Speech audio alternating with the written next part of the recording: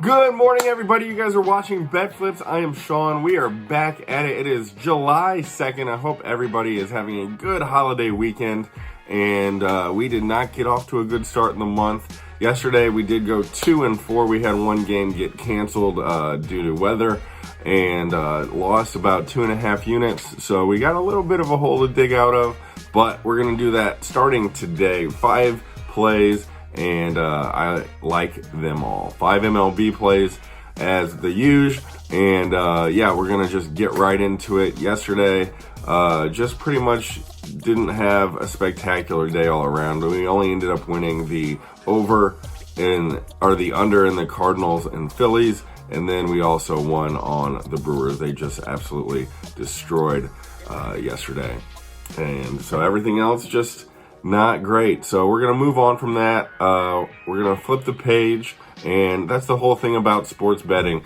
One day you can feel like, wow, you see the entire card, you know exactly what's going to happen and everything works out. And then you have the next day and nothing works out the way you thought. And then you have another day and another day and another day. But you just have to be consistent, because that's when you start hitting those 4-1 days, those 4-0 days, those 5-0 days. And you can string those together and get out of a hole very quickly. So it's all about just being consistent and having a short-term memory. And that's what we're going to do. So getting into today, we're going to have Tampa Bay versus Toronto. Gausman against McClanahan, great matchup, but they are playing a doubleheader today, and 7 is just a soft line. We're going to take the over 7 at -115 in that game. Then we're going to take the Yankees, and the Yankees on the money line, and that is sitting at -320. They're playing Cleveland. Garrett Cole is on the mound for the Yankees. Yes, that is an extremely expensive line, but with the Yankees being the team that they are, Garrett Cole being generally the pitcher that he is, through the long haul of the season, this will pay off. So I understand if you guys want to lay off that line at -320, but that is going to be our official play today. And then we're going to take the Cincinnati-Atlanta game. We're going to go over 8.5.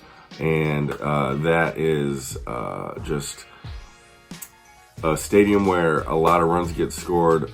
Tyler Mahle has been a decent pitcher of late, but he generally has allowed, in games that he's pitched, double-digit runs every single time. So we're going to take the over in that one. And then finally, we're going to take 2 more games. We've got San Francisco against Chicago. Same thing as yesterday. We're going to go with the over. That line is only sitting at 7. It's Dylan Cease against Logan Webb. And yeah, they've been great pitchers. But once again, if there's any mistake at all in that game, if you have a big inning, 7 is a hard total to stay under. So we're going to take the over at 122. And then finally, we're going to go to Chicago versus Boston. And I believe, let's see here.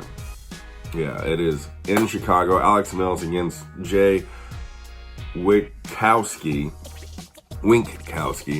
And the Cubs, they stole one yesterday, and I should have looked into it more. I didn't, with the holiday. I forgot it's Friday. For some reason, the Cubs day games and Fridays, they win almost every time. They are very hard to beat on Fridays, and especially in an afternoon game or an early evening game.